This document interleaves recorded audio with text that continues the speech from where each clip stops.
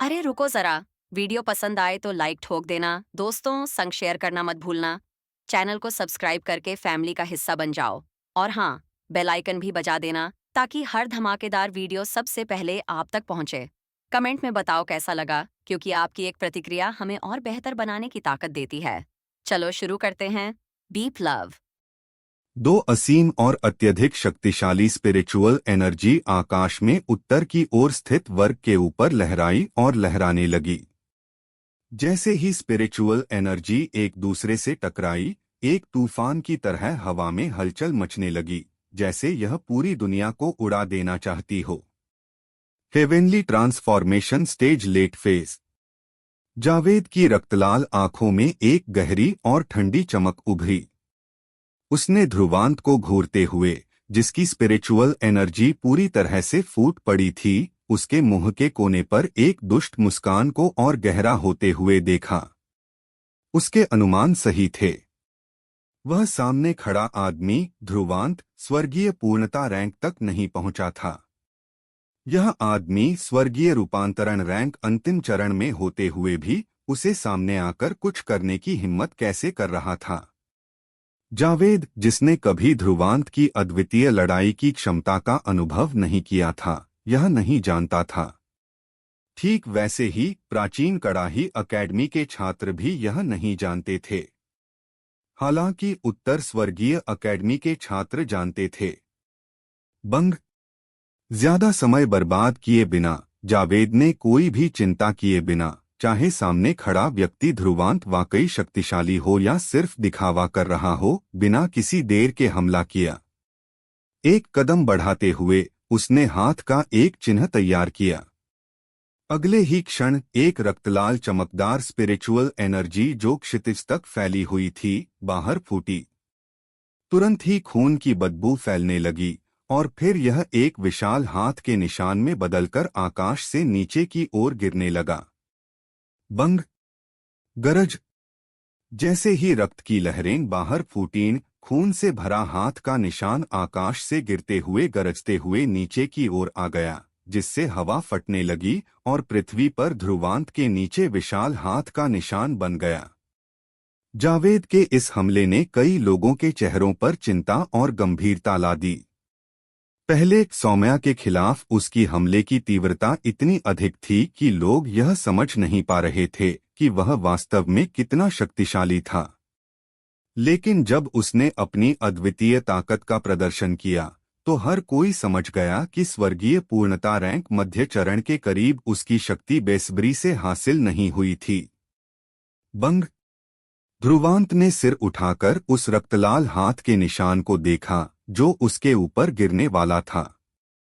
काले आंतरिक ज्वाला से जलती स्पिरिचुअल एनर्जी आग की तरह फैली और अगले ही क्षण उसके पीछे एक तारों से भरी हुई आकाश की छवि उभरी और एक सफेद बाघ हवा में पैरों से चलते हुए प्रकट हुआ। For divine constellation scripture, white tiger divine sea. Dhruvant ने अपनी मुट्ठी को उछालते हुए व्हाइट टाइगर डिवाइन सील को काले जलते हुए उल्कापिंड की तरह फेंका। यह क्षितिज को फाड़ते हुए रक्तलाल हाथ के निशान के सामने जोरदार टकराया। बंग। अत्यधिक असमान स्पिरिचुअल एनर्जियां आपस में टकराईं और इसके बाद दोनों के बीच एक जबरदस्त शॉक वेव फैल गई। जैसे ही विशाल स्पिरिचुअल एनर्जी की लहर फैलने लगी, पृथ्वी में दरारें और झंझावात उभरने लगे। इसके बावजूद वर्ग के भीतर दोनों रूप धारण किए हुए व्यक्तियों ने अपनी जगह पर खड़े रहकर एक भी इंच नहीं हिले।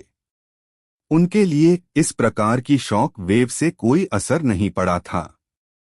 जैसे जैसे स्पिरिचुअल एनर्जी की हलचल कम होती गई, सभी ने देखा कि पृथ्वी पहले ही दरारों और टूटे हुए टुकड़ों में बिखर चुकी थी। उन्होंने उन दो व्यक्तियों की ओर देखा जो अब तक अपनी जगह से हिले नहीं थे, और उनके चेहरे गंभीर हो गए। हल्की सी ब्रीज आई जो टूटे हुए चट्टानों के टुकड़ों को हवा में घुमा रही थी और वे हवा में उड़ने लगे। जैसे ही दोनों व्यक्तियों की नजरें आपस में टकराईं, काले पुतलियों और रक्तलाल पुतलियों के बीच एक ठंडी छाया अचानक से झपकी बंग। दोनों एक साथ हिले, जैसे दो रफ्तार से उड़ते हुए प्रकाश की रेखाएं। वे उत्तर की ओर विशाल वर्ग में एक दूसरे से टकराने के लिए बढ़े। काले ज्वालाओं और रक्तलाल रोशनी ने आकाश को भर दिया और हर ओर उनका प्रकाश फैलने लगा। काले ज्वालाओं और रक्तलाल रोशनी के बीच दोनों के काले लाल प्रहारों ने अपनी गति को बढ़ाया और वे एक दूसरे की ओर हमलावर हो गए। साथ ही वे अपनी बारी बारी से तेज मुट्ठियां और लातें एक दूसरे पर चला रहे थे, जिससे आकाश और पृथ्वी में जोरदार आवाजें गूंज रही थीं। यह एक बेहद उत्तेजक लड़ाई का दृश्य था। सभी की नजरें दोनों के बीच बदलते हुए आकृतियों पर जमी हुई थीं। हेलो हेलो, हम ला रहे हैं subscriber of the week scheme. हर हफ्ते हम चुनेंगे एक ऐसे सब्सक्राइबर को जो कमेंट्स, लाइक्स और एक्टिविटी से हमारी कम्युनिटी को खास बनाता है। जीतने वाले को मिलेगा ढेर सारा प्यार। आप भी बन सकते हैं अगले हफ्ते के विजेता। एक्टिव रहें और जुड़े रहें। अधिक जानकारी के लिए कम्युनिटी पोस्ट देखें। जैसे आसमान स्पिरिचुअल एनर्जी की लहरें आकाश में तूफान की तरह फैलने लगीं और वे लगातार एक दूसरे से टकरा रही थीं।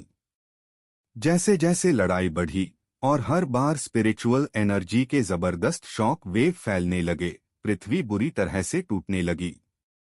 भूश। इस संघर्ष के शुरुआती क्षणों में जो आकृति काले ज्वालाओं में जल रही थी, थोड़ी सी दबाव में दिखाई दी, क्योंकि रक्तलाल स्पिरिचुअल एनर्जी की लहरों का पूर्ण प्रभुत्व था। इससे उत्तर स्वर्गीय अकेडमी के छात्रों के चेहरे पर चिंता आ गई।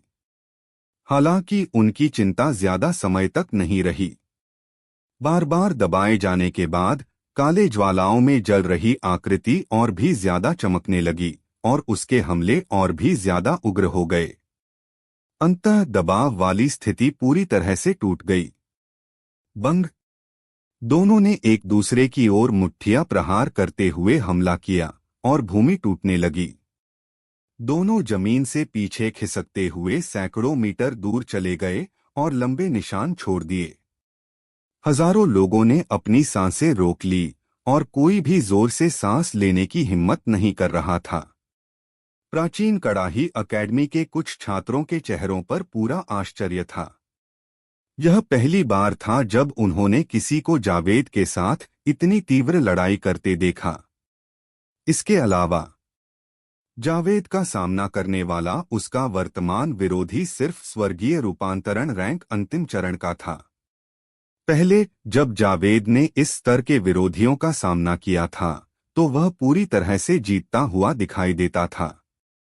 प्राचीन कड़ाही अकेडमी के छात्रों की अग्रिम पंक्ति में रुद्र के चेहरे पर गंभीरता थी। दूर में उस युवक के आकृति को देखकर उसने सोचा, हेवनली रैंकिंग्स का तीसरा स्थान सचमुच शानदार है।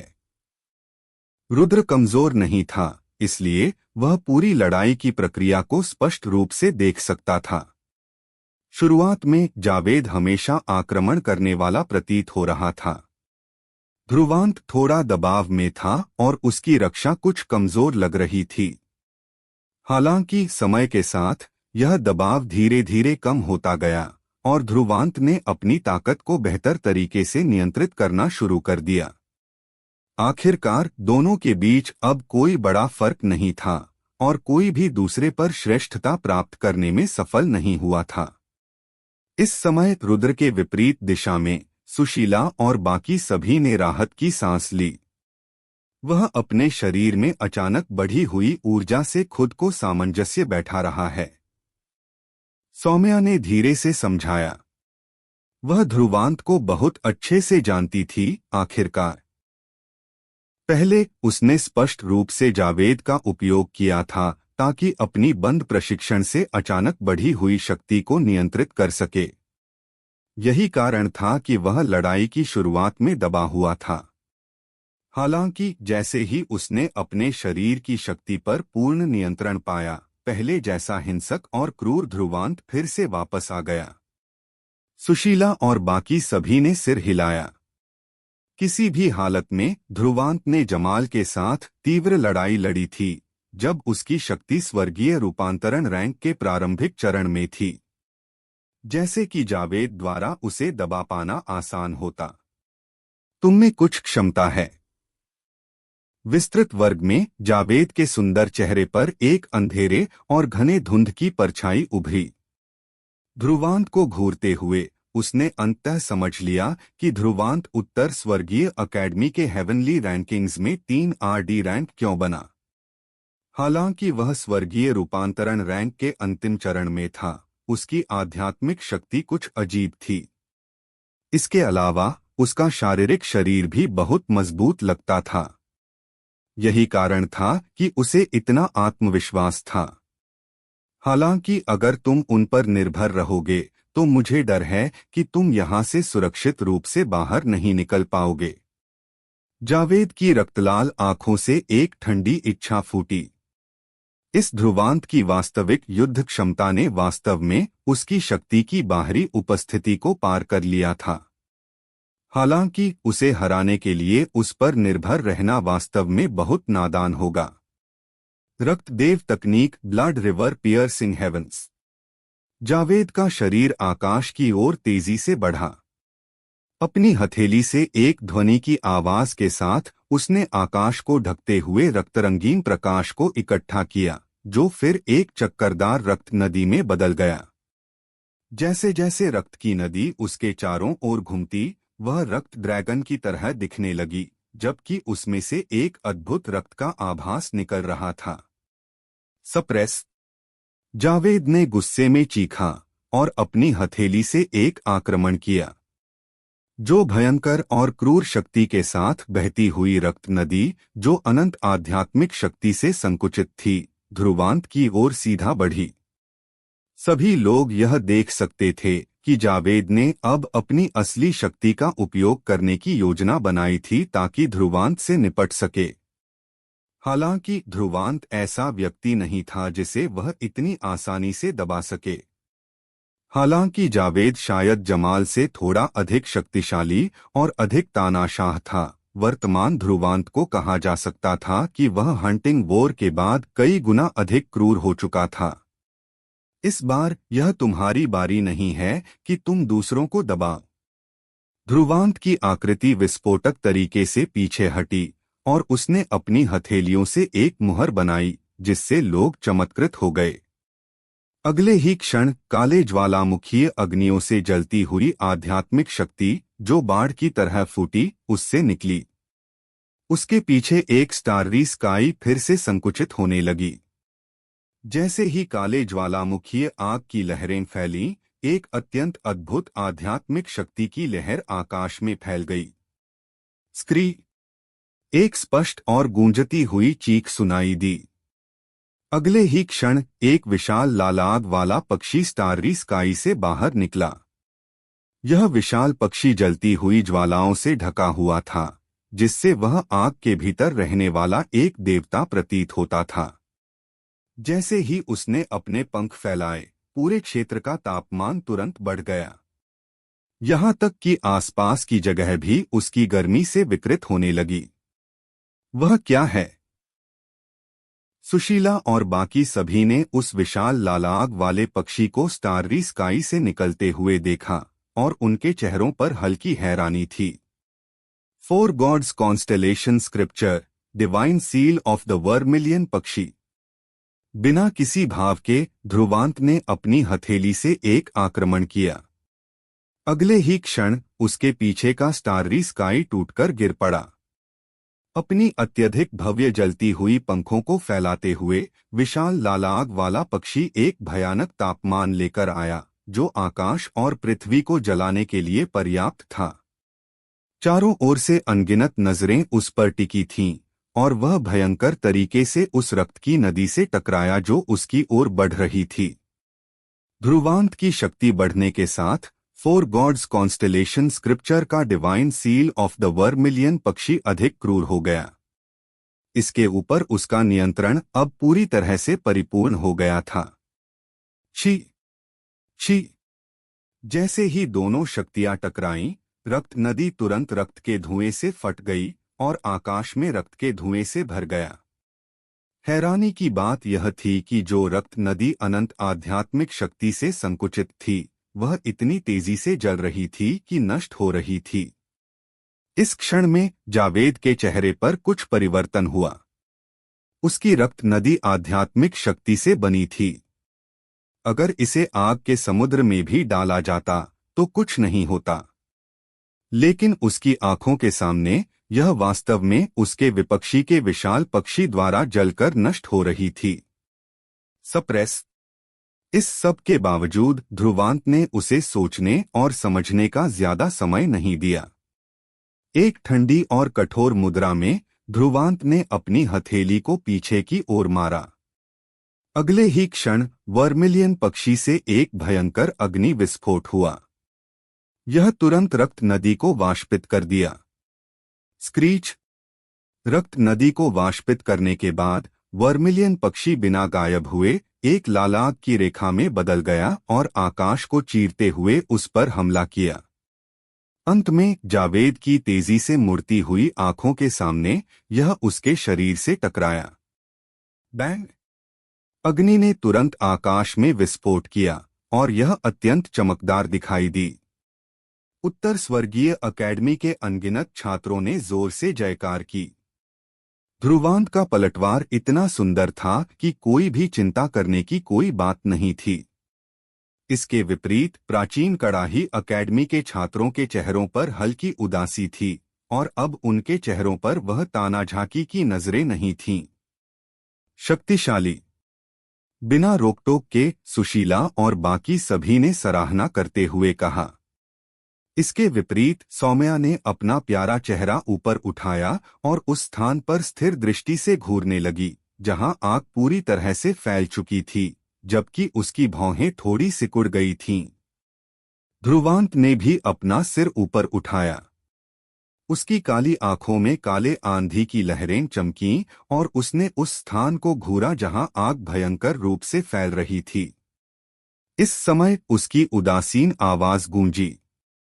अगर तुम इस हमले को भी नहीं रोक सकते तो मुझे लगता है कि तुम्हें उत्तर स्वर्गीय अकेडमी से बाहर निकल जाना चाहिए। ध्रुवांत के शब्द सुनकर उत्तर स्वर्गीय अकेडमी के सभी छात्र चौंक गए।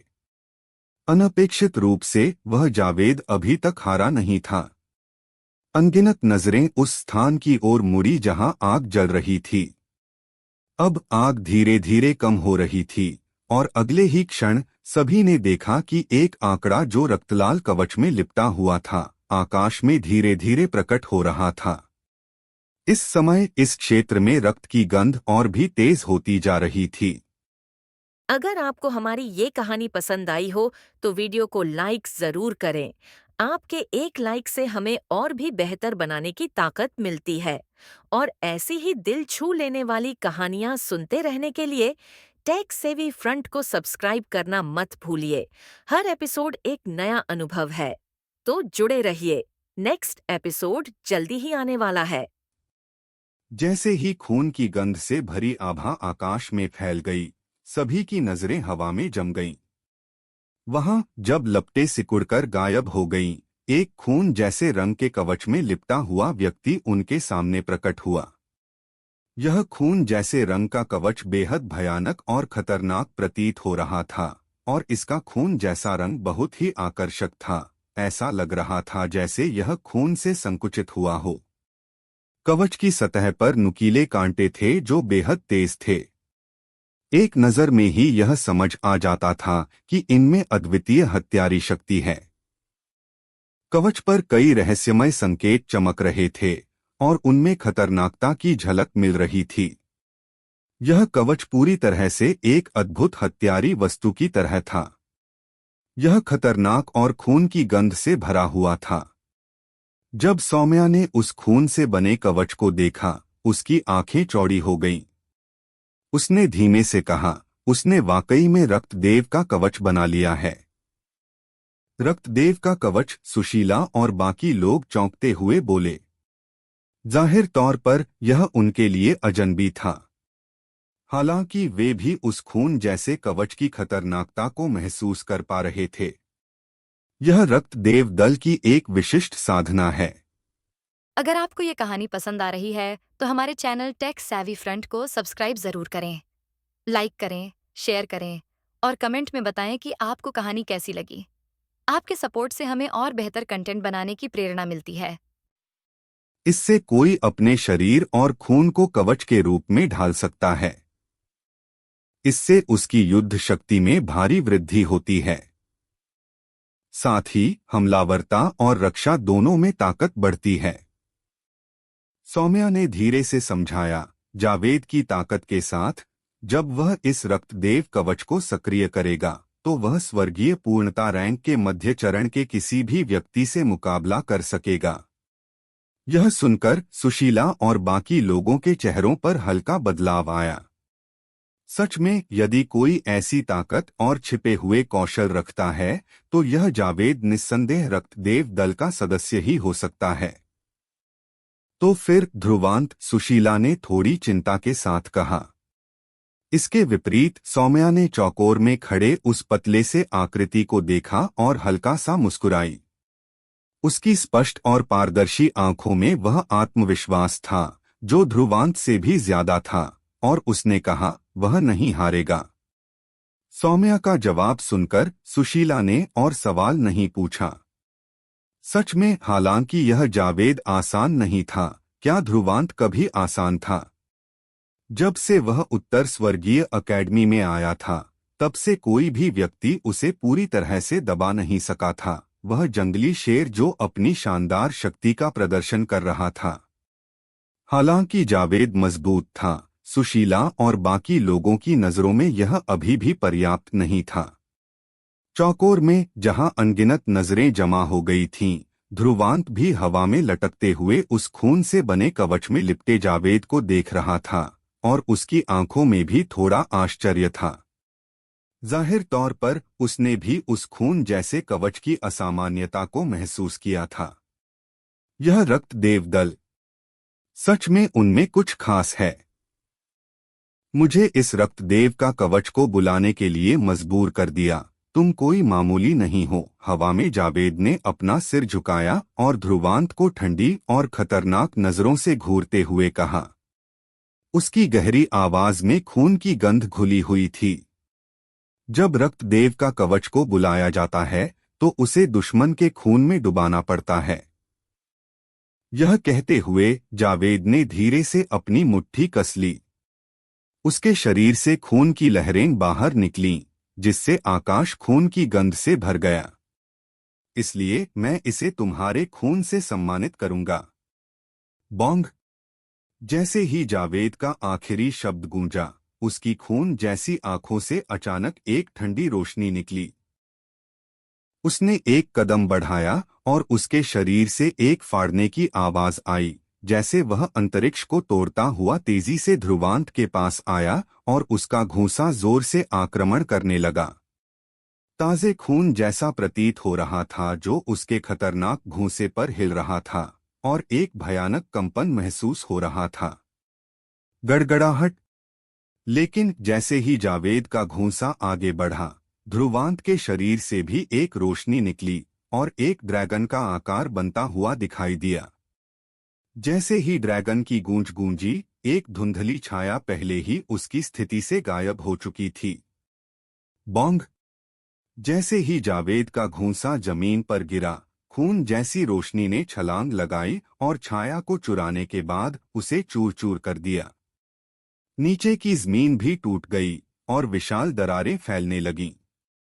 इस समय ध्रुवांत की आकृति सैकड़ों मीटर दूर दिखी। नीचे बढ़ती दरारों को देख उसका चेहरा थोड़ी देर के लिए स्थिर हो गया। उस रक्तदेव का कवच को बुलाने के बाद जावेद की ताकत सच में एक स्तर बढ़ गई थी। तुम सोचते हो कि तुम भाग सकते हो? जब जावेद का घूंसा हवा में छूने लगा, उसकी आंखों में एक उपहासपूर्ण मुस्कान चमकी। रक्तदेव का कवच से न केवल उसकी ताकत बढ़ी बल्कि उसकी गति भी तेज हो गई थी। ध्रुवांत अब सिर्फ सपना देख रहा था, अगर वह अपनी गति से बचने की कोशिश कर रहा था। हम। जावेद के शरीर से खून जैसी रोशनी खिली। अगले ही पल जावेद की आकृति गायब हो गई। फिर वह ध्रुवांत के सामने प्रकट हुआ, एक भयंकर घूंसे के साथ जिसमें खून की रोशनी थी। ध्रुवांत की आंखों में हल्की सी चमक आई। उसने सीधे मुकाबला न करते हुए ड्रैगन सोरिंग आर्ट का इस्तेमाल किया। उसकी गति बढ़ी और वह तेजी से पीछे हटते हुए उस तूफानी हवा से बच निकला जो हर्षवर्धन जैसा किसी व्यक्ति को गंभीर चोट दे सकती थी। स्विश! लेकिन जैसे ही वह पीछे हट रहा था, जावेद ने उसका पीछा किया और उसकी गति को पकड़ लिया। हवा में खून जैसी रोशनी से भरे घूंसे फिर से गूंजने लगे और यहां तक कि अंतरिक्ष भी हल्का सा मुड़ने लगा। स्विश! स्विश! चौकोर में दोनों आकृतियां अपनी गति का सर्वोत्तम स्तर हासिल कर रही थीं और उनके पीछे छायाएं बन रही थीं। दोनों की गति इतनी तेज थी कि अनगिनत छात्र अवाक होकर उन्हें देख रहे थे। कितना तेज है, सुशीला और बाकी लोग आश्चर्यचकित होकर बोले। इन दोनों के उच्चक्ति वाले बचने और पीछा करने से वे भी केवल धुंधली आकृतियां ही देख पा रहे थे। लेकिन ध्रुवांत लगातार बचने में। जब सुशीला और बाकी लोग चौकोर की ओर देख रहे थे, कोई भी देख सकता था कि वर्तमान में ध्रुवांत पूरी तरह से दबा हुआ था। रक्तदेव का कवच को बुलाने के बाद जावेद की ताकत काफी बढ़ गई थी। इतनी तेज हमलों के साथ ध्रुवांत भी उन्हें सीधे टक्कर नहीं देना चाहता था और केवल बचने के अलावा उसके पास कोई विकल्प नहीं था। लेकिन यह कोई दीर्घकालिक समाधान नहीं था। इसके अलावा यह प्राचीन कड़ाही अकेडमी के उन लोगों में और भी आग भड़काएगा। अब तक उनकी आंखों में रोशनी चमक रही थी और वे उस पल का इंतजार कर रहे थे जब ध्रुवांत कोई गलती करेगा। सौम्या भी चौकस होकर मैदान की ओर देख रही थी। हालांकि वह सुशीला और बाकी सभी से उतनी चिंतित और परेशान नहीं थी। इसके विपरीत वह यह महसूस कर पा रही थी कि हालांकि ध्रुवांत लगातार बच रहा था, उसके आंदोलन बेतरतीब और घबराए हुए नहीं थे। उसकी बचत के दौरान उनमें काफी रुकावट थी। जाहिर है वह कुछ योजना बना रहा था, न कि जावेद से दबाए जाने के बाद हर दिशा में घबराकर बचने की कोशिश कर रहा था। हालांकि वह यह स्पष्ट रूप से नहीं जान पा रही थी कि ध्रुवांत क्या कर रहा था। चूंकि उसने ऐसा किया था, तो जाहिर तौर पर इसके पीछे कोई कारण होना चाहिए। ध्रुवांत से बेहद परिचित होते हुए वह जानती थी कि ध्रुवांत कभी भी ऐसा कुछ नहीं करेगा जिसका कोई मतलब न हो। उत्तर दिशा के मैदान में उत्तरी स्वर्गीय आध्यात्मिक अकादमी के अनगिनत छात्र मैदान के बीच को कड़ी नजर से देख रहे थे, जबकि उनकी हथेलियों पर ठंडे पसीने की बूंदें थीं। मैदान में हो रही भागदौड़ और पीछा इतनी हैरतअंगेज थी कि यह उनकी आत्माओं को हिलाकर रख रही थी। जैसे ही दोनों में से किसी का हल्का सा संपर्क होता, नतीजा भयंकर हो सकता था। अब हर कोई इन दोनों आकृतियों को, जो भूतिया की तरह इधर-उधर भाग रही थीं, सांस रोककर देख रहा था। बांग! जैसे ही जावेद का मुक्का दहाड़ता हुआ निकला, खून से सने एक प्रकाश ने ध्रुवांत के सीने पर धार लगाई और अपने लक्ष्य की ओर बढ़ने लगा। प्रभाव के चलते ध्रुवांत ने एक बार फिर विस्फोटक तरीके से पीछे की ओर छलांग लगाई। हालांकि जावेद यह महसूस कर सका कि ध्रुवांत के आसपास की आध्यात्मिक ऊर्जा एक पल के लिए हिली थी। जाहिर है यह उसके प्रहार के प्रभाव से हिल गई थी। इससे जावेद की आंखों में एक शरारती और ठंडी छाया उभरी। बूम! जावेद के शरीर से अनंत रक्त की लहरें जोर से बाहर फूट पड़ी और फिर वे एक जोड़ी भ्रांत रक्त पंखों में बदल गईं, जो हल्के से दिख रही थीं। एक पंख फड़फड़ाते हुए उसकी गति एक बार फिर तेजी से बढ़ गई। ची! वह खून की लाल रेखा की तरह दिखता हुआ एक पल में ध्रुवांत के सामने आ खड़ा हुआ। उसकी गति से यह साफ था कि वह पहले से कहीं अधिक तेज हो चुका था। हालांकि तुम्हारी गति की तकनीक रहस्यमयी है, मुझे अफसोस है कि मैं इसे पहले ही देख चुका हूं। जब जावेद की काली आंखें रक्तलाल आंखों से टकराईं, तो उसके मुंह के कोने पर एक शरारती मुस्कान उभरी। पहले उसने ध्रुवांत को उलझाया था और तब उसे एहसास हुआ था कि उसने एक रहस्यमयी गति की तकनीक सीखी थी। इसलिए उसने खुद को पूरी ताकत से नहीं झोंका था ताकि वह इसकी जड़ें और मुख्य बिंदु पहचान सके। सभी रहस्यों को तोड़ने के बाद अब समय था उसे पूरी तरह से खत्म करने का। यह कहना गलत नहीं होगा कि जावेद का युद्ध अनुभव अत्यंत समृद्ध था। यही कारण था कि वह प्राचीन कड़ाही अकेडमी में शीर्ष पर था। ध्रुवांत की आंखों में एक ठंडी और डरावनी अभिव्यक्ति थी जैसे ही उसने जावेद को करीब आते देखा। जावेद का रक्त से सना हुआ आभास उसकी ओर बढ़ रहा था, लेकिन ध्रुवांत की आंखों में कोई घबराहट या जल्दी दिखाई नहीं दे रही थी। तुम कितने समय तक मेरे सामने अभिनय करते रहोगे? जावेद के दिल में एक ठंडी मुस्कान फूटी और उसकी आंखों में हत्या का इरादा बढ़ने लगा। बिना किसी संकोच के उसने अपनी दाहिनी मुट्ठी को कस लिया। जैसे ही उसकी मुट्ठी के चारों ओर रक्त की रोशनी का आवरण बन गया, एक स्पष्ट और तेज कांटा दिखने लगा जो स्पष्ट रूप से हत्या की शक्ति से भरा हुआ था। जावेद की आंखों में बुराई और भी गहरी हो गई। एक निष्ठुर हंसी के साथ उसने अपनी मुट्ठी को जोर से फेंका। जैसे ही उसके साथ जुड़ी रक्त की रोशनी फैली, एक रक्त मुहर हल्के से बनती दिखी और एक उग्र रक्तीय आभा फैलने लगी।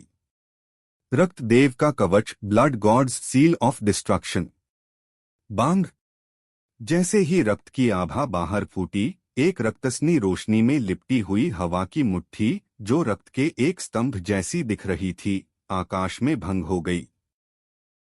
नीचे खड़े अनगिनत लोग चौंक गए और यह मुट्ठी ध्रुवांत के सिर की ओर तेजी से बढ़ने लगी। दिखता था कि यह मुट्ठी ध्रुवांत का सिर उड़ा देगी। हमारा खेल अब खत्म हो गया, जावेद ने गरजते हुए कहा और उसकी आंखों से रक्त की रोशनी निकलने लगी, जबकि उसके चेहरे पर एक दुष्ट और बुरी मुस्कान फैल गई। यह मुट्ठी निश्चित रूप से ध्रुवांत को मार डालेगी। जैसे ही रक्त की रोशनी ध्रुवांत की नजरों में तेजी से बढ़ने लगी, उसके मुंह के कोने पर एक ठंडी और घातक मुस्कान उभरी। अगले ही पल जावेद ने देखा कि ध्रुवांत की आंखों में काले रंग की बिजली झपकी जैसे वह अंधेरे में चमक रही हो। असल में काले रंग की बिजली ध्रुवांत के शरीर के चारों ओर फैलने लगी और ऐसा प्रतीत हो रहा था जैसे वह विध्वंसक शक्ति से भरी हो। बांग। गरज।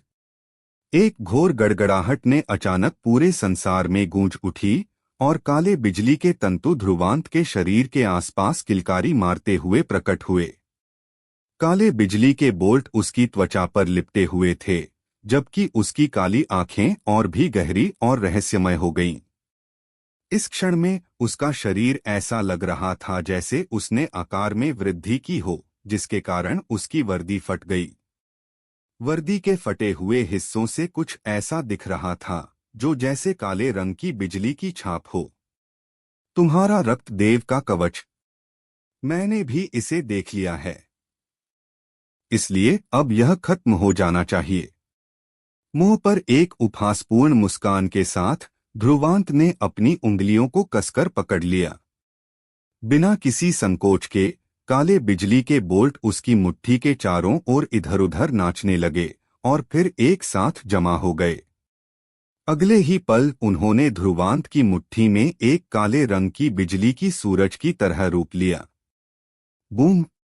जैसे ही ध्रुवांत की मुट्ठी बाहर निकली, अनगिनत आंखों के साथ काले बिजली का सूरज जावेद की पूरी शक्ति से संकुचित मुट्ठी की ओर घातक तरीके से बढ़ा। अगले ही पल काले बिजली और रक्त से ढकी मुट्ठी एक दूसरे से बुरी तरह टकराईं। बांग। एक विशाल आवाज गूंजी और वे दोनों जहां खड़े थे, वहां की जमीन तुरंत ही चकनाचूर हो गई और विस्फोट हो गया। अगर आपको हमारी ये कहानी पसंद आई हो तो वीडियो को लाइक जरूर करें। आपके एक लाइक से हमें और भी बेहतर बनाने की ताकत मिलती है। और ऐसी ही दिल छू लेने वाली कहानियां सुनते रहने के लिए टेक सेवी फ्रंट को सब्सक्राइब करना मत भूलिए। हर एपिसोड एक नया अनुभव है, तो जुड़े रहिए। नेक्स्ट एपिसोड जल्दी ही आने वाला है। जमीन में मौजूद कठोर चट्टानें तो जैसे तोहफों में बदल गई थीं, जिससे उनके पैरों में गहरी खरोंचें पड़ रही थीं। वह मुट्ठी जो काले बिजली के तंतु से लिपटी हुई थी और वह रक्त से सनी मुट्ठी की छाप हवा में एक दूसरे से जूझ रही थी, जबकि वे डरावने उतार चढ़ाव पैदा कर रही थीं, जिससे आसपास की स्पेस भी विकृत हो रही थी। यह देखकर जावेद का चेहरा अंधेरे और गहरे रंग में बदल गया। वह मुट्ठी जिसे उसने समझा था कि यह लड़ाई खत्म कर देगी, वह ध्रुवांत ने अपनी शारीरिक शक्ति से पूरी तरह से रोक दी थी। इसके अलावा उनके मुक्कों की सीधी टक्कर से ध्रुवांत के काले बिजली के तंतु ने वास्तव में जावेद की मुट्ठी को ढके हुए रक्तीय आभा के कुछ हिस्से को भी मिटा दिया था। उस काले बिजली में डरावनी शक्ति थी। मेरे लिए मर। एक गर्जना के साथ जावेद के शरीर से रक्तीय आभा उफान मारते हुए बाहर फूटी। एक पल में उसका पूरा हाथ खून से सना हुआ दिखने लगा, जो खूनी और आकर्षक था और एक गहरी रक्तीय गंध से भरा हुआ था। उसके सामने ध्रुवांत की काली आंखों में काले बिजली के तंतु झपकते हुए दिखाई दिए। इस पल में नाशकारी उतार चढ़ाव उसके शरीर से फैलने लगे और उसके ऊपरी शरीर के कपड़े फटने और विघटित होने लगे। जब उसके कपड़े कुछ हद तक टूटने लगे तो उसके सीने पर काले बिजली का एक प्रतीक उभरने लगा। इस क्षण में काले बिजली का यह प्रतीक चिंगारी के रूप में चमकने लगा और फिर अचानक पूरी तरह से जल उठा। वज्रदेव शरीर, मोनोरून लाइटनिंग शरीर। 1 महीने से ज्यादा की कड़ी ट्रेनिंग और वज्रदेव कमल के सहायक प्रभावों के साथ ध्रुवांत का वज्रदेव शरीर आखिरकार पहले रून के असली स्तर तक पहुंच चुका था। जैसे ही बिजली का प्रतीक पूरी तरह से जल उठा, ध्रुवांत का शरीर घना और मजबूत हो गया। काले बिजली से ढका हुआ वह एक बिजली के देवता की तरह प्रतीत हुआ जो इस दुनिया में उतर आया था। बूम! जैसे ही बादल गरजते हुए हवा में गूंज उठे, ध्रुवांत की आंखों से एक बिजली की चमक निकली और उसने अपनी मुट्ठी को जोर से फेंका। भागो! गर्जन के साथ उसकी विस्फोटक आवाज गूंज उठी। अगले ही पल काले बिजली से चकाचौंध करते हुए और अवरोधक विहीन धैर्य से चमकते हुए ध्रुवांत की मुट्ठी जावेद की रक्तारमर मुट्ठी की ओर तेजी से बढ़ी। जैसे ही संपर्क हुआ, जावेद का चेहरा अंत में विकृत हुआ और वह शौक से अभिभूत हो गया। वह अंत में यह महसूस कर सका कि ध्रुवांत की मुट्ठी से एक भयानक शक्ति बाहर निकल रही थी, जैसे एक बर्फीला तूफान जो आकाश को तोड़ने जैसा महसूस हो रहा था। इस अपराजित शक्ति के तहत उसका अनंत रक्त संक्रमित आध्यात्मिक ऊर्जा एक पल में पीछे धकेल दी गई। यह बुरा हुआ। यह शब्द अनायास ही जावेद के दिल में गूंजे। हालांकि ध्रुवांत के अचानक हमले की ताकत इतनी भयावह क्यों हो गई, इस पर विचार करने का समय उसे नहीं मिला। बस एक झटके में उसने पहले ही तुरंत पीछे हटने की कोशिश की। लेकिन ध्रुवांत, जिसने समान रूप से समृद्ध युद्ध अनुभव प्राप्त किया था, उसे ऐसा मौका क्यों देता? काफी समय से सहने के बाद और वज्रदेव शरीर को सक्रिय करने के बाद उसने अपनी सबसे मजबूत शक्ति को संकेंद्रित किया और बार बार जावेद पर प्रहार करना शुरू कर दिया। बांग! इसलिए जैसे ही जावेद ने पीछे हटना शुरू किया, ध्रुवांत की शक्ति ने बिना किसी रुकावट के उसे जोर से मारा। बूम! अगले ही पल सभी ने देखा कि काले बिजली के तंतु एक अद्भुत गति से फैलने लगे। इस क्षण में रक्त की रोशनी से अभिभूत आध्यात्मिक ऊर्जा पूरी तरह से उस पर काबू पा ली गई थी। जैसे ही एक मुट्ठी मचलते हुए आई, काले बिजली के तंतु उफान मारते हुए बाहर फूटी। क्रैक! जावेद की मुट्ठी से लिपटी आर्मर जैसे ही टूट गई, उसके ऊपर की सभी बुरे कांटे पूरी तरह से काले बिजली के प्रभाव से नष्ट हो गए। काले बिजली को एक क्रुद्ध ड्रैगन के समान महसूस किया जा सकता था, जो आकाश और पृथ्वी को नष्ट करने के लिए अपने पंजे बढ़ा रहा था, बिना किसी डर के उग्र रूप से भागता हुआ। बांग। जावेद के पूरे हाथ को ढकने वाली रक्त आर्मर पूरी तरह से टूट गई और वह अत्यधिक रक्त उगलते हुए एक गहरी खांसी में पड़ गया। जैसे किसी पत्थर के बल से उसे मार दिया गया हो, वह पीछे की ओर उड़ते हुए अंत में जमीन पर गहरी 100 मीटर लंबी खाई बना दी। इस क्षण में अचानक से गूंजने वाली गर्जना मैदान में धीमे धीमे गायब हो गई। इसके बाद काले बिजली और रक्त की रोशनी भी धीरे धीरे बारी बारी से गायब होने लगी। फिर भी उत्तर दिशा के मैदान के आसपास पूरी तरह से सन्नाटा था, क्योंकि सभी लोग चुपचाप मैदान की ओर देख रहे थे। उनकी आंखों में हैरानी और आतंक था। मैदान में ध्रुवांत अभी भी अपनी मुट्ठी बढ़ाए हुए अपनी स्थिति में खड़ा था। उसके सामने की जमीन पर सैकड़ों मीटर लंबा दरार पड़ा हुआ था और अंत में वहां कुछ खंडहर दिखाई दे रहे थे।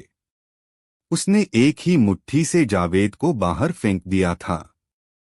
सिर्फ प्राचीन कड़ाही अकेडमी के लोग ही नहीं, बल्कि उत्तर स्वर्गीय अकेडमी के वे छात्र जिन्होंने ध्रुवांत में विश्वास और आत्मविश्वास रखा था, भी दंग रह गए। पिछला दृश्य जहां ध्रुवांत ने जावेद को अपनी मुट्ठी से उड़ाकर फेंक दिया था, उनकी आंखों में बहुत बड़ा झटका था। वो मुट्ठी इतनी प्रबल कैसे हो सकती है? सुशीला और बाकी सभी के आंखों में भी समान रूप से हैरानी थी। ध्रुवांत ने जो मुट्ठी मारी थी, वह स्वर्गीय पूर्णता रैंक शुरुआती चरण के किसी व्यक्ति को भी गंभीर चोट पहुंचा सकती थी। उसकी ताकत फिर से बढ़ी है। जिन लोगों ने ध्रुवांत से विवाद किया था, जैसे झाओ किंगशन और हर्षवर्धन, उनके चेहरे थोड़े से फीके हो गए थे। अब वे जिन नजरों से ध्रुवांत को देख रहे थे, उनमें अब एक डर का एहसास था। वर्तमान ध्रुवांत 1 महीने पहले से भी अधिक मजबूत हो गया था। अवचेतन रूप से यह पूर्व फ्रेशमैन अब धीरे धीरे उन सभी से कहीं अधिक आगे बढ़ चुका था और उन्हें काफी पीछे छोड़ दिया था। मैदान में पूर्ण सन्नाटा छाया हुआ था। हर एक की नजरें ध्रुवांत के विपरीत दिशा में घूमने लगीं। वहां जमीन पहले ही ध्वस्त हो चुकी थी। विशाल गड्ढे के अंदर एक आकृति थी जो लड़खड़ाती हुई और थकी हुई खड़ी थी। वह जावेद था। अब उसका शरीर खून से सना हुआ था और उसका दाहिना हाथ निःशक्त होकर लटका हुआ था, जैसे ध्रुवांत की मुट्ठी ने उसकी हड्डियां तोड़ दी हों। जावेद के शरीर पर जो रक्तदेव का कवच था, उसका आधा से अधिक हिस्सा टूट चुका था और वह अत्यधिक धुंधला दिखाई दे रहा था, जैसे वह किसी भी समय नष्ट हो सकता था। स्पष्ट रूप से ध्रुवांत के डरावने हमले ने उसे गंभीर चोट पहुंचाई थी।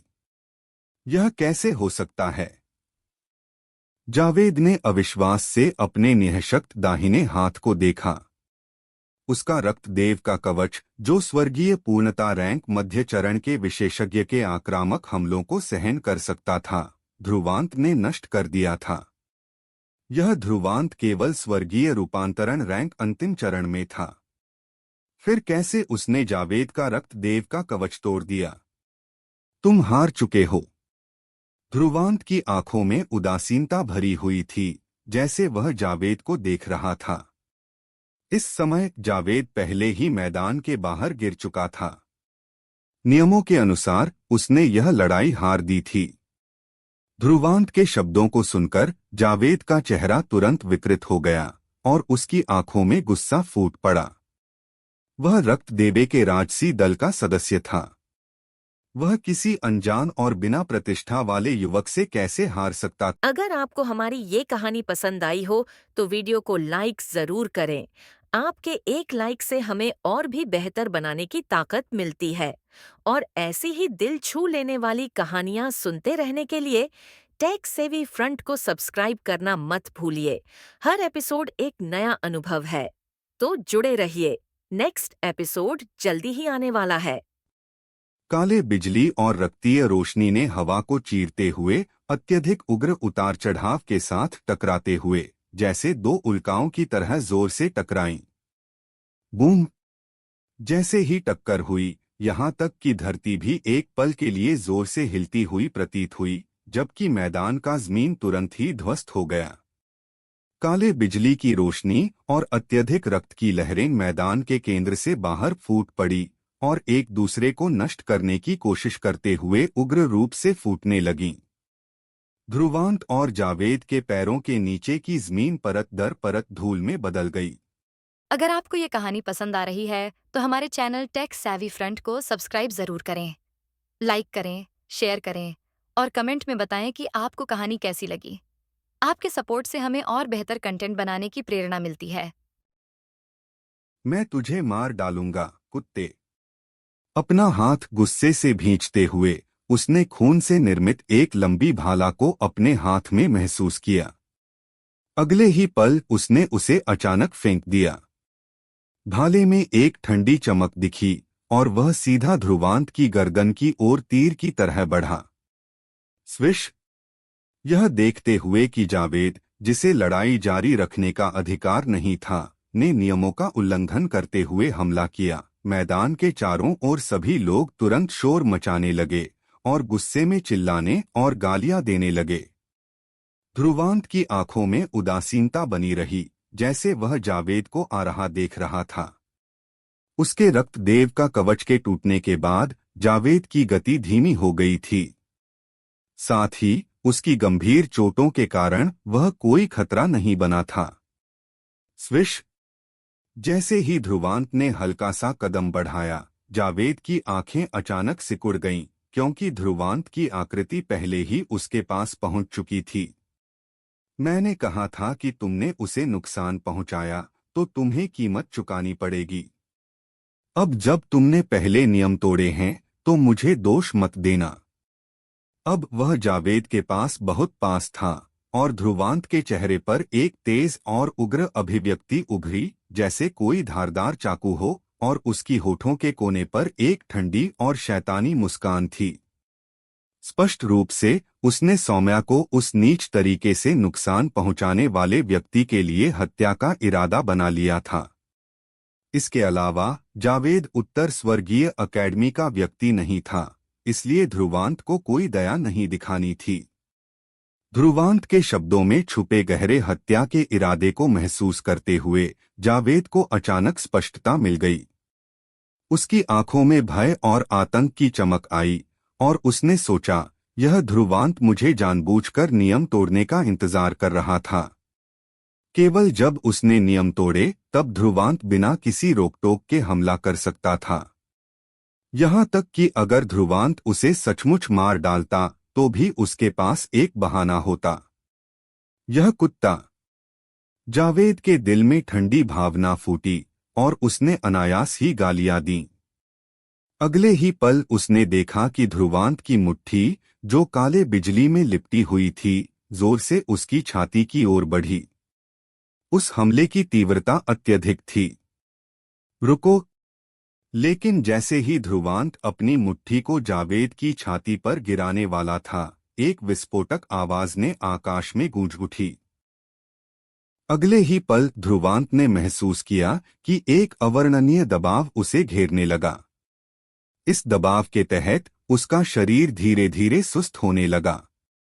हाँ, डीन जतिन, तुमने छात्रों के बीच के मुकाबले में हस्तक्षेप करके नियम तोड़ा है। लेकिन जैसे ही दबाव ने उसे घेर लिया, एक शांत और हल्की हंसी सुनाई दी और ध्रुवांत के शरीर पर जो दबाव था वह पूरी तरह से समाप्त हो गया। ध्रुवांत का शरीर फिर से सामान्य स्थिति में आ गया। ध्रुवांत की आंखों में ठंडी चमक थी और उसकी मुट्ठी बिना किसी संकोच के जावेद की छाती पर गिर गई। एक गड़गड़ाहट के साथ उसकी उंगली अचानक गहरे काले रंग में बदल गई और वह चुपचाप घुस गई। हमला सफलतापूर्वक लगा और ध्रुवांत के दिल में अचानक खतरे का एहसास हुआ, जिसने उसे तुरंत प्रतिक्रिया करने पर मजबूर किया और वह तुरंत पीछे हट गया। उस पल उसने देखा कि एक मोटा आकार जावेद के पास आकर उसे अपनी पकड़ में ले रहा था। क्या क्रूर लड़का है! वह आकार निस्संदेह प्राचीन कड़ाही अकेडमी का डीन जतिन था। जावेद को देखा, जिसका आभास फीका हो चुका था, छाती धंसी हुई थी और वह मरने के करीब था। उसका चेहरा तुरंत विकृत हो गया और उसने गुस्से से ध्रुवांत को घूरा। आसपास की आध्यात्मिक शक्ति जैसे ठोस रूप में सघन हो गई थी और ध्रुवांत पर दबाव डालने का प्रयास कर रही थी। ध्रुवांत ने तुरंत महसूस किया कि जैसे उसका शरीर कीचड़ में फंस गया हो और वह हिल नहीं पा रहा था। इसका असर उसके चेहरे पर स्पष्ट था। यह शक्ति थी जिसके खिलाफ वह बिल्कुल भी प्रतिकार नहीं कर सकता था। लेकिन जैसे ही वह आध्यात्मिक शक्ति दबाव ध्रुवांत पर बढ़ने लगी, एक महान और भव्य आकृति उसके सामने प्रकट हुई। अपनी आस्तीन लहराते हुए वह दबाव जो आकाश को ढकने की कोशिश कर रहा था, तुरंत धुएं की तरह गायब हो गया। दीन विक्रांत ध्रुवांत के सामने प्रकट हुए और जतिन को शांतिपूर्वक देखा। इस समय जैसे आकाश में गूंजती हुई गड़गड़ाहट हो, उनकी उदासीन आवाज पूरे क्षेत्र में फैल गई और पूरी दुनिया की आध्यात्मिक शक्ति में हलचल और उथल-पुथल मच गई। दीन जतिन, सिर्फ इसलिए कि हमारे उत्तर स्वर्गीय अकेडमी ने लोगों के साथ सम्मान से पेश आना शुरू किया है, क्या तुम सचमुच सोचते हो कि हमारी उत्तर स्वर्गीय अकेडमी को आसानी से दबाया जा सकता है? अगर आपको ये कहानी पसंद आ रही है तो हमारे चैनल टेक सैवी फ्रंट को सब्सक्राइब जरूर करें, लाइक करें, शेयर करें और कमेंट में बताएं कि आपको कहानी कैसी लगी। आपके सपोर्ट से हमें और बेहतर कंटेंट बनाने की प्रेरणा मिलती है। आकाश और पृथ्वी का सम्मान लेकर दीन विक्रांत की दृढ़ और मजबूत आवाज पूरी उत्तरी चौक में फैल गई। इस क्षण में हर और आवाज दबा दी गई थी। यहाँ तक कि दुनिया में उड़ती हुई आध्यात्मिक शक्ति भी मचलने और उबालने लगी थी। डर के कारण अनगिनत छात्र चुप हो गए थे और उनके चेहरों पर हैरानी और आतंक का मिश्रण था। इस क्षण में वे महसूस कर रहे थे जैसे उन्होंने अपने शरीर का नियंत्रण खो दिया हो और उनके शरीर की आध्यात्मिक शक्ति में ऐसे निशान थे जो किसी भी क्षण विद्रोह कर सकते थे। यदि दीन विक्रांत ने अपनी हत्या की इच्छा को थोड़ा भी छोड़ दिया तो उनके शरीर की आध्यात्मिक शक्ति तुरंत विद्रोह कर सकती थी। उस समय बिना उन्हें कोई कार्य करने की जरूरत पड़े, वे अपनी आध्यात्मिक शक्ति से ही उछालकर मारे जा सकते थे। इसलिए छात्र एक दूसरे को देखकर यह देख पा रहे थे कि एक दूसरे की आंखों में छिपी हुई हैरानी थी। क्या यही दीन विक्रांत की ताकत थी? सचमुच यह डरावना था। उसके सामने जतिन के चेहरे पर भी हल्का सा बदलाव आया। दीन विक्रांत की गूंजती हुई आवाज की अधिकांश ताकत सीधी उसकी ओर बढ़ी थी, जबकि अन्य इसे एक हुंकार के रूप में देख रहे थे। उसकी आंखों में यह एक गुस्से से भरे हुए उग्र ड्रैगन की तरह था जो डरावनी तरंगों से भरपूर था। यह ध्वनि तरंग हमला, जिसे अन्य लोग महसूस नहीं कर सकते थे, जतिन को भी एक गंभीरता का एहसास करा रहा था। जतिन के चेहरे की मोटी मांसपेशियां कांप उठीं, फिर उसकी नजरें तेज और तीव्र हो गईं। उसने अपनी आस्तीन को हिलाया, जिससे स्पेस फ्लक्चुएशन की वजह से आवाज की तरंगें पूरी तरह से रुक गईं। नीचे सिर झुकाकर उसने जावेद को देखा, जिसे उसने अपनी हथेली में पकड़ा हुआ था। इस समय वह गंभीर घावों के कारण बेहोश हो चुका था। वे घाव इतने गंभीर थे कि जतिन के चेहरे पर शर्म के साथ सिहरन दौड़ गई। जाहिर है जावेद को बहुत गंभीर चोटें आई थीं। ध्रुवांत ने उसे मारने का पूरा इरादा किया था। दीन विक्रांत, हम आपके यहाँ दूर से आए हैं, लेकिन आपके अकादमी का यह छात्र इतना क्रूर है। क्या वह आपके महान अकादमी की इज्जत को नुकसान नहीं पहुंचाएगा? जतिन ने गहरी आवाज में सवाल किया। कुल मिलाकर वह इस स्थान पर दीन विक्रांत के साथ पूरी तरह से सौहार्दपूर्ण व्यवहार करने की हिम्मत नहीं कर रहा था। सबसे पहले यह उत्तर स्वर्गीय अकेडमी की भूमि थी। दूसरे 5 महान अकेडमिया के डीन बनने की स्थिति में दीन विक्रांत की कोई तुच्छ प्रतिष्ठा नहीं हो सकती थी। हालांकि उनकी प्राचीन कड़ाही अकेडमी के पास कुछ छुपे हुए कार्ड थे, यह स्पष्ट था कि वे उत्तर स्वर्गीय अकेडमी से मेल नहीं खा सकते थे। फिर भी दीन विक्रांत के चेहरे पर उसका पुराना शांति, सौम्यता और उदासीनता बना रहा। हल्की मुस्कान के साथ उसने जवाब दिया, पिछला एक्सचेंज अब समाप्त हो चुका था। हालांकि उस जावेद ने फिर से नियमों का उल्लंघन किया और हमला किया। ध्रुवांत का आत्मरक्षा में हमला करना एक उचित प्रतिक्रिया है। अगर आप इस मामले पर चर्चा करना चाहते हैं तो आपको जावेद के नियमों को तोड़ने से शुरू करना होगा। ध्रुवांत दोषी नहीं है। उसका जवाब सुनकर जतिन के चेहरे पर अवचेतन रूप से कुछ बार झटका लगा। ऐसा लग रहा था कि डीन विक्रांत ने ध्रुवांत से जवाब नहीं लेने का फैसला किया था। इसका मतलब था कि वह ध्रुवांत को बचाना चाहता था। हालांकि यह डीन विक्रांत सौम्य और अच्छे स्वभाव का प्रतीत होता था, असल में वह बहुत ही दबंग था। यह जतिन के दिल में जलती आग को और बढ़ा दिया, जिससे उसका चेहरा अचानक अंधेरा और गहरा हो गया। डीन जतिन, यह एक्सचेंज अब समाप्त हो सकता है। दोनों पक्षों की अपनी अपनी जीत है और हम एक अंतिम विजेता का निर्धारण नहीं कर सकते। हालांकि आपकी प्राचीन कड़ाही अकेडमी में सचमुच बहुत से प्रतिभाशाली लोग हैं। अगली अकेडमी कंपटीशन में आपकी अकादमी को अच्छा प्रदर्शन करना चाहिए। जतिन के चेहरे की काली अभिव्यक्ति को पूरी तरह से नजरअंदाज करते हुए डीन विक्रांत की आवाज और हल्की मुस्कान पहले ही यह संकेत दे चुकी थी कि वह उन्हें विदा करना चाहता था। जतिन का चेहरा तुरंत बिगड़ गया। फिर भी अगर वह यहाँ रुकता तो उसे कोई सम्मान नहीं मिलता।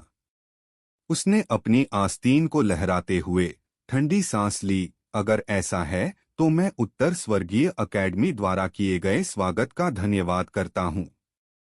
अकेडमी कंपटीशन के बाद हमारी प्राचीन कड़ाही अकेडमी इस मामले पर फिर से मार्गदर्शन प्राप्त करेगी। इस पर डीन विक्रांत ने हल्की मुस्कान दी। अगले ही क्षण जतिन ने ध्रुवांत को, जो डीन विक्रांत के पीछे खड़ा था, तीखी नजर से देखा। हालांकि ध्रुवांत ने उसे जवाब में मुस्कुराते हुए देखा, जिससे उसकी गुस्से की सीमा तक पहुंच गई और उसका मोटा शरीर हिलने लगा। हुम्फ!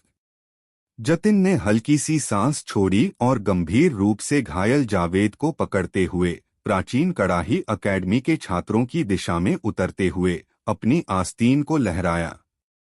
चलो!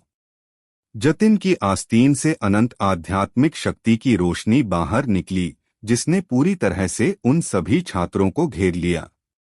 अगले ही क्षण वे एक प्रकाश की रेखा में बदल गए और उत्तर स्वर्गीय अकेडमी से बिजली की गति से बाहर निकल गए। बुश! प्राचीन कड़ाही अकेडमी के निराश रवैये के साथ जाने के बाद उत्तरी चौक में तुरंत विस्फोटक और जमीन हिला देने वाली जयकारों की गूंज उठी। अनगिनत गर्म नजरें उस पतले युवक पर केंद्रित थीं जो चौक के बीच में खड़ा था। पहले की तुलना में उनमें अब वास्तविक पूजा और सम्मान का एक संकेत था।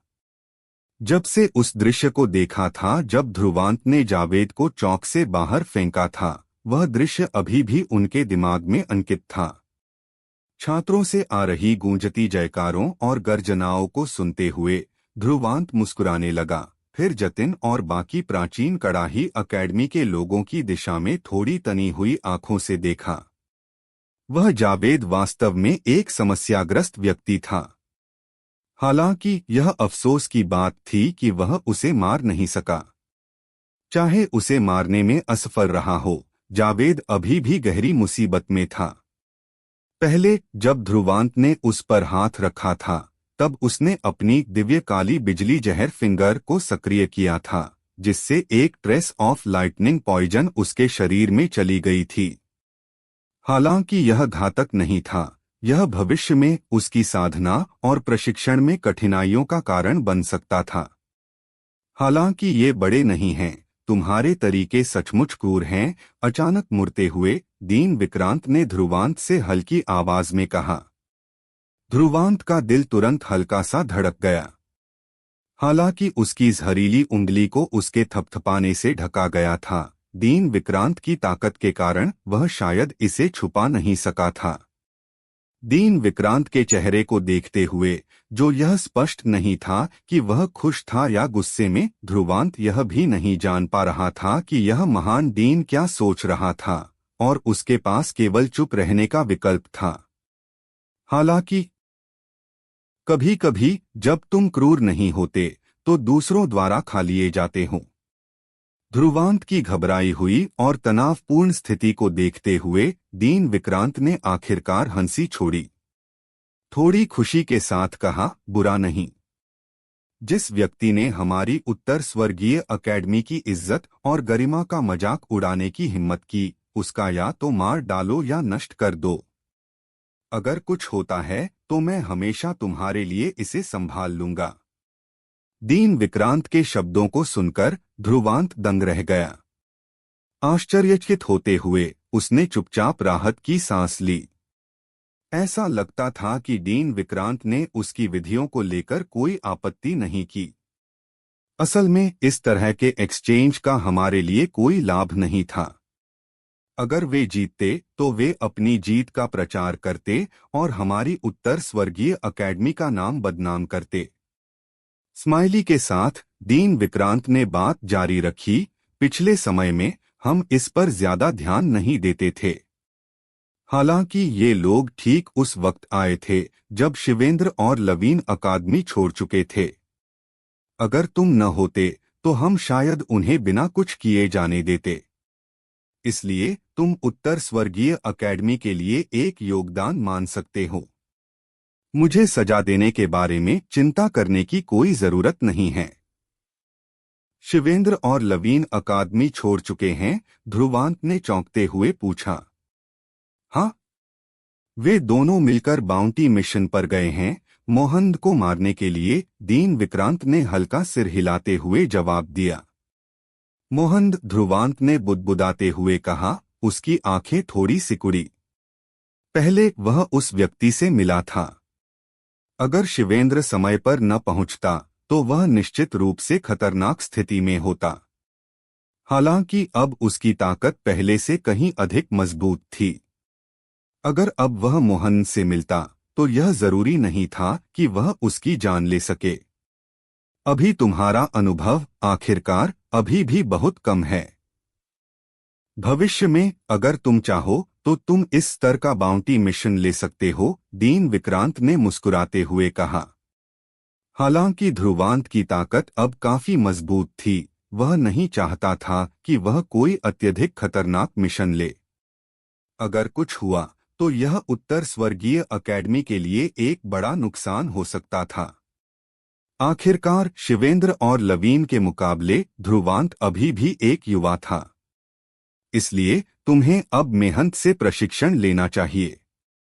मुझे तुम्हारे आध्यात्मिक मार्ग के बारे में कुछ जानकारी है। तुम्हारा विरोधी कोई साधारण व्यक्ति नहीं है, दीन विक्रांत ने हल्की मुस्कान के साथ कहा। यह शब्द सुनते ही ध्रुवांत की आंखें तुरंत सिकुड़ गईं। क्या वह अपने विरोधी जयंत की बात कर रहे थे? वह जयंत संत आध्यात्मिक अकेडमी के डीन द्वारा व्यक्तिगत रूप से लिया गया था।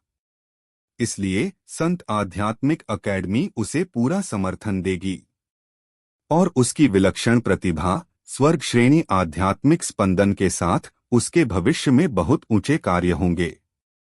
आने वाली अकेडमी कंपटीशन में संत आध्यात्मिक अकेडमी का सबसे उत्कृष्ट छात्र वह हो सकता है, दीन विक्रांत ने जवाब दिया। ध्रुवांत ने हल्का सिर हिलाया। उसे जयंत की प्रतिभा पर कोई संदेह नहीं था। उस समय कई लोग उसके वफादार अनुयायी थे। यह काफी साबित करता था कि उसकी क्षमता और तरीके क्या थे। आध्यात्मिक मार्ग में बिताए गए साल में ध्रुवांत के लिए सबसे बड़ी चुनौती सौम्या के अलावा जयंत ही था। आखिरकार उसने ध्रुवांत को आध्यात्मिक मार्ग से बाहर निकालने के लिए साजिश की थी। उसके द्वारा उपयोग किए गए तरीके और योजनाएं बहुत गहरी और छिपी हुई थीं। अब जयंत संत आध्यात्मिक अकेडमी में प्रवेश कर चुका था, जो 5 महान अकेडमिया में से एक था। अब अगर हम उसकी उपलब्धियों की तुलना करें तो उत्तर स्वर्गीय अकेडमी में ध्रुवांत और संत आध्यात्मिक अकेडमी में जयंत में से कौन आगे था। हालांकि ध्रुवांत ऐसा व्यक्ति नहीं था जो छोटी छोटी गलतियों के लिए प्रतिशोध ले, फिर भी उसे यह याद था कि जयंत उसका सच्चा शत्रु था और वह कभी भी मौका मिलने पर उसे मारने से नहीं हिचकेगा। इसलिए जब वे एकेडमी कंपटीशन में मिलेंगे तो यह एक जीवन मौत की लड़ाई होगी। एक दिन मौका मिला, जयंत बिना किसी दया के उसे खत्म कर देगा। उसी तरह ध्रुवांत भी एक भी पल की देरी नहीं करेगा। मैं जानता हूं, ध्रुवांत ने कहा और सिर हिलाया। वह पूरी तरह से समझता था कि जयंत कितना खतरनाक था, इसलिए वह अपनी सतर्कता को कभी भी कम नहीं करेगा। इस शत्रु के खिलाफ ध्रुवांत को उससे बेहतर कोई नहीं समझ सकता था। संत आध्यात्मिक अकेडमी जयंत को बहुत बड़ा समर्थन देगी। चूंकि तुम उत्तर स्वर्गीय अकेडमी के छात्र हो, हम निश्चित रूप से कुछ नहीं करेंगे, ऐसा नहीं हो सकता। स्माइली के साथ दीन विक्रांत ने जारी रखा, मुझे पता है कि तुमने नॉर्दर्न सी से काफी लाभ लिया है और तुम्हारी ताकत में काफी वृद्धि हुई है, लेकिन लगता है कि तुम फॉर्मेशन मास्टर भी हो, है ना? अब तक तुम्हारा प्रशिक्षण शायद इस पहलू में थोड़ा रुका हुआ है ना? दीन विक्रांत की आंखें बेहद तीव्र और तेज थीं। एक नजर में ही वह देख सकते थे कि ध्रुवांत के लिए इस पहलू में और आगे बढ़ना मुश्किल हो रहा था। आखिरकार उसे सही मार्गदर्शन की कमी थी। ध्रुवांत की आंखों में हल्की सी चमक आई और उसने जल्दी से सिर हिलाया। नॉर्दर्न सी को फॉर्मेशन के बारे में कुछ भी नहीं पता है, इसलिए वह तुम्हारी कोई मदद नहीं कर सकता। दीन विक्रांत ने अपने वस्त्र से एक जेड स्लिप निकाली जिस पर विक्रांत शब्द अंकित थे। उसे ध्रुवांत को देते हुए उन्होंने कहा, कल तुम इस जेड स्लिप को लेकर एल्डर हिमानी से मिलना। वह हमारे उत्तर स्वर्गीय अकेडमी में फॉर्मेशन में सबसे उच्चतम प्राप्तियों वाली व्यक्ति हैं और तुम्हारी मदद कर सकती हैं। यह शब्द सुनते ही ध्रुवांत खुशी से भर गया। अब उसे सबसे अधिक आवश्यकता थी एक महान फॉर्मेशन मास्टर के मार्गदर्शन की। दीन विक्रांत की यह सहायता एक समय पर बहुत महत्वपूर्ण थी। दीन, बहुत धन्यवाद। ध्रुवांत ने जल्दी से जेड स्लिप को लिया और आभार व्यक्त किया। हाथ हिलाते हुए दीन विक्रांत ने उत्तर दिया, धन्यवाद की कोई जरूरत नहीं है। मुझे जो चाहिए वह यह है कि उत्तर स्वर्गीय अकेडमी का एक फ्रेशमैन ध्रुवांत संत आध्यात्मिक अकेडमी की सबसे विशाल प्रतिभा को अकेडमी कंपटीशन में दबा सके। ध्रुवांत को हल्की मुस्कान के साथ देखते हुए उन्होंने पूछा, तो तुम क्या सोचते हो? क्या तुम यह कर सकते हो? जेड स्लिप को कसकर पकड़ते हुए और मुंह से एक हल्की सी मुस्कान निकालते हुए ध्रुवांत के भीतर युवा की उद्दंडता और चपलता प्रकट हुई। कृपया आराम से रहें, दीन। अकेडमी कंपटीशन में बस उस जयंत को मुझसे छोड़ दीजिए। अगर आपको हमारी ये कहानी पसंद आई हो तो वीडियो को लाइक जरूर करें। आपके एक लाइक से हमें और भी बेहतर बनाने की ताकत मिलती है और ऐसी ही दिल छू लेने वाली कहानियां सुनते रहने के लिए टेक सेवी फ्रंट को सब्सक्राइब करना मत भूलिए। हर एपिसोड एक नया अनुभव है, तो जुड़े रहिए। नेक्स्ट एपिसोड जल्दी ही आने वाला है। जैसे जैसे रात गहरी होती गई, साफ और ठंडी चांदनी ने पूरी उत्तर स्वर्गीय अकेडमी को घेर लिया। हालांकि रात का वक्त था, फिर भी विशाल अकादमी में जीवन शक्ति बरकरार थी और छात्रों की आकृतियां निरंतर दौड़ रही थीं। आज का एक्सचेंज बिना शंका उत्तर स्वर्गीय अकेडमी में उत्तेजना और उबाल पैदा करने वाला था। अंतिम पलटाव का दृश्य छात्रों को गर्म और बेचैन बना दिया था। पहले सभी ने यह माना था कि प्राचीन कड़ाही अकेडमी को फायदा हुआ है। हालांकि ऐसी हार से यह नहीं माना जा सकता था कि उनकी उत्तर स्वर्गीय अकेडमी अब सक्षम नहीं रही, लेकिन वे अपमानजनक अफवाहें हमेशा लोगों का गुस्सा भड़काती थीं। ध्रुवांत वापस लौट आया और उसने सामने वाले सबसे मजबूत छात्र को अपनी प्रचंड ताकत से हराया। इस पलटाव ने उत्तर स्वर्गीय अकेडमी के कई छात्रों को अत्यधिक खुशी और प्रेरणा दी। स्वाभाविक रूप से इस लड़ाई के आधार पर ध्रुवांत का हेवनली रैंकिंग्स में तीसरा स्थान अब हिलाना असंभव था। यहाँ तक कि कुछ छात्रों ने अनुमान लगाया और चौंकते हुए यह पाया कि वर्तमान ध्रुवांत अब धीरे धीरे लवीन को पकड़ रहा था। ध्रुवांत की ताकत में बढ़ोतरी की गति को देखते हुए शायद ज्यादा समय नहीं लगेगा जब हेवनली रैंकिंग्स में तीसरे स्थान पर बदलाव आ जाएगा। यह 1 साल से पहले भी हो सकता है। यहाँ तक कि यह संभावना भी थी कि वह शिवेंद्र द्वारा वर्षों से संरक्षित ओवरलोड्स रैंक तक पहुंच सकता था। तब निश्चित रूप से तेंदुआ और ड्रैगन के बीच एक अविश्वसनीय लड़ाई होगी। फ्रेशमैन क्षेत्र में एक छोटी सी इमारत में एक युवा लड़की शालीनता से खड़ी थी। अपनी मूंगे जैसी हाथों में काले लंबी तलवार को पकड़ते हुए सौम्या की नजरें उस पर केंद्रित थीं और उसकी आंखों में एक प्रकार की लापरवाही दिखाई दे रही थी।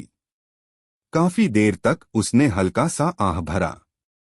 क्या हुआ? एक नरम और शांत आवाज उसके पीछे गूंजी और ध्रुवांत ने अपनी बाह को लड़की की पतली कमर के चारों ओर लपेटा। लगता है कि मेरी लामबार दल छोड़ने की खबर पहले ही फैल चुकी है, सौम्या ने जवाब दिया, धीरे से ध्रुवांत की छाती में सिर रखकर, और उसकी भौहें हल्की सी चढ़ने लगीं। अगर उसके दादा लाजार को इस बारे में पता चला तो उनकी समझौते का समय तुरंत आगे बढ़ा दिया जाएगा। वह लामबार दल की रानी थी और वह अकेली व्यक्ति थी जो लामबार दल का बोझ उठा सकती थी। अगर उसे कुछ भी हो जाता तो लामबार दल सच में ढह जाएगा और नष्ट हो जाएगा। तब लामबार दल के लाखों नागरिकों को अन्य 3 महान देवता कबीले क्रूरता से मारे डालेंगे। लामबार दल के लिए वह सच में बहुत महत्वपूर्ण थी। इसलिए जब वह जावेद जागेगा तो वह इस खबर को रक्तदेव दल को जरूर रिपोर्ट करेगा। तब लामबार दल को यह खबर मिल जाएगी। इसलिए भले ही वह इस बात को छिपाना चाहती थी, वह इसे लंबे समय तक छिपा नहीं सकती थी। उसकी बातें सुनकर ध्रुवांत ने सौम्या की पतली कमर को और कसकर लपेटा और उसकी आंखों में गुस्से की हल्की सी लहर उठी। अगर उसे पहले ही पता होता तो उसने उस व्यक्ति को सच में मार दिया होता। हालांकि वह यह भी जानता था कि जतिन के सामने जावेद को मारना असंभव काम था। जब सौम्या ध्रुवांत की बाहों में बैठी थी, उसकी नाजुक और सुंदर छोटी सी चेहरे को उसकी छाती से सटाए हुए वह एक छोटे बिल्ले की तरह अपनी प्यारी सी चेहरा इधर-उधर रगड़ रही थी। अगर आपको ये कहानी पसंद आ रही है तो हमारे चैनल टेक सैवी फ्रंट को सब्सक्राइब जरूर करें, लाइक करें, शेयर करें और कमेंट में बताएं कि आपको कहानी कैसी लगी। आपके सपोर्ट से हमें और बेहतर कंटेंट बनाने की प्रेरणा मिलती है।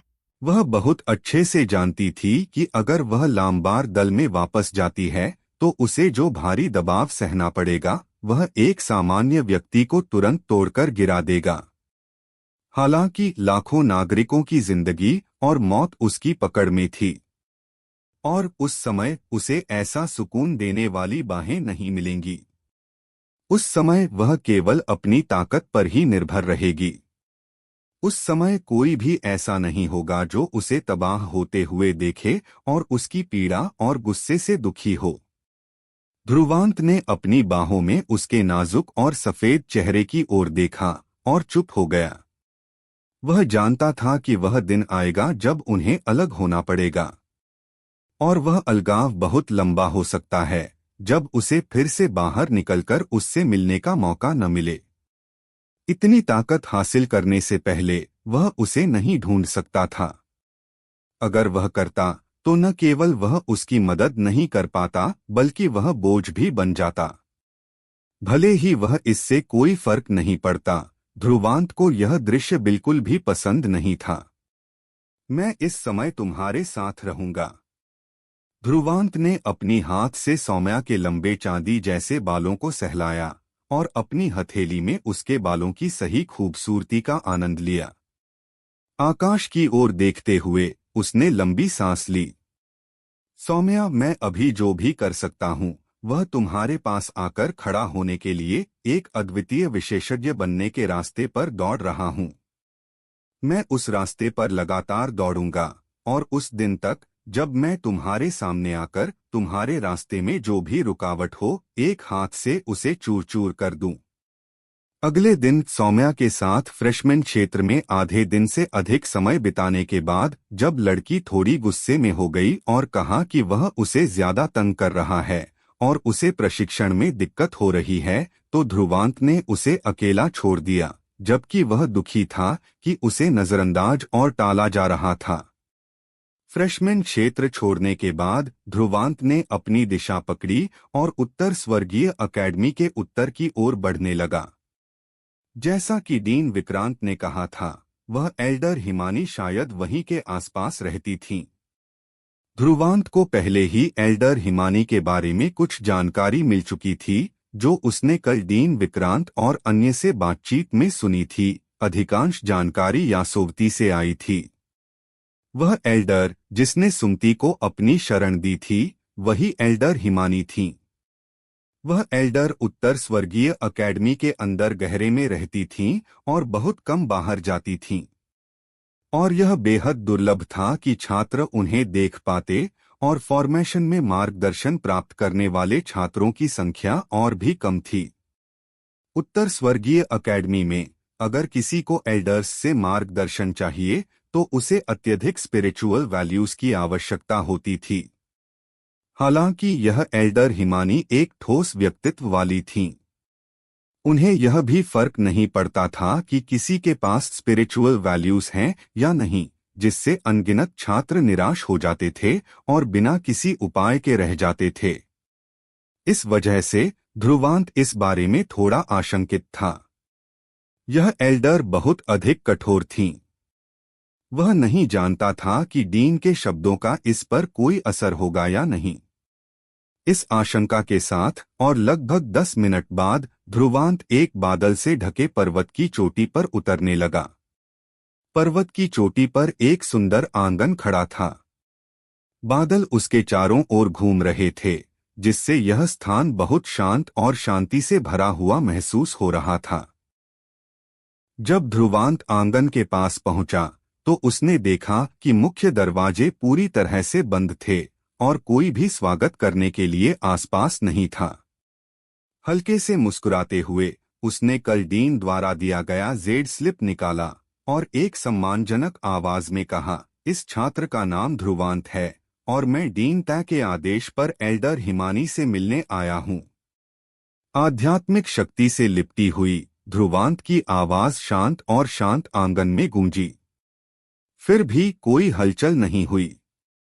इसके बावजूद उसने घबराया नहीं। दरवाजे के बाहर खड़ा होकर उसने जेड स्लिप को बाहर किया और बहुत सम्मानपूर्वक खड़ा रहा। अपनी सम्मानजनक स्थिति में उसने लगभग आधे घंटे तक इंतजार किया।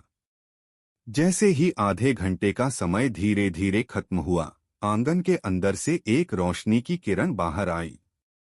तुरंत उसने ध्रुवांत के हाथों में जेड स्लिप को घेर लिया और उसे वापस खींच लिया।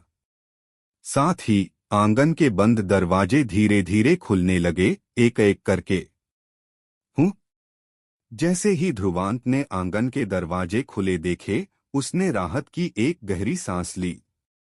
लगता है कि डीन का जेड स्लिप कुछ काम आया। अगर ऐसा नहीं होता तो मैं यहाँ एक पूरा दिन और रात खड़ा रहता, तब भी यह अजीब तरह की वृद्धा मुझसे बात नहीं करती। ध्रुवांत ने तेजी से कदम बढ़ाए, आंगन के दरवाजे को पार करते हुए गहराई में प्रवेश किया। आंगन के बाद एक संकरी और घुमावदार पत्थरों से बनी छोटी रास्ता था, जिसके किनारे एक साफ झील बह रही थी। अपने आसपास की नजर डालते हुए ध्रुवांत ने इस छोटी सी पथ का अनुसरण करना जारी रखा। यह यात्रा आधे घंटे से अधिक की हो गई थी। यह छोटी रास्ता बिना अंत के प्रतीत हो रहा था। ध्रुवांत चाहे जितना भी चला, वह इससे बाहर नहीं निकल पा रहा था। इस समय उसका चेहरा पूरी तरह गंभीर हो गया। जाहिर तौर पर वह इस स्थान की अजीबता को महसूस कर रहा था। जब उसने अपने कदम रोके और अपनी भौहें कसकर सिकड़ी तो उसने सोचा, क्या यह मुझे परखने के लिए है? अपने आसपास को ध्यान से देखते हुए उसने अपनी अंगुली हिलाई और अचानक अपने चारों ओर आध्यात्मिक ऊर्जा भेजी। लेकिन यह ऊर्जा दूर तक नहीं पहुंची और हवा में विलीन हो गई। यह स्थान एक आइसोलेटेड स्पेस की तरह प्रतीत हो रहा था। क्या यह एक फॉर्मेशन है? ध्रुवांत ने खुद से कहा, जैसे ही उसने अपनी नजरें अपने आसपास की जांच की। हालांकि वह किसी भी प्रकार के सील की तरंगे महसूस नहीं कर पा रहा था। इस स्थान में फॉर्मेशन का कोई संकेत नहीं था। काफी देर तक सोचने के बाद उसने अचानक एक कदम पीछे लिया। उसके पीछे कदम बढ़ाते ही आसपास का दृश्य कुछ भ्रमित सा हो गया। अगले ही पल उसने देखा कि वह उसी स्थान पर वापस आ गया था जहां वह मुख्य दरवाजे से प्रवेश करते समय खड़ा था, और वही छोटी सी पत्थरीली रास्ता सामने थी।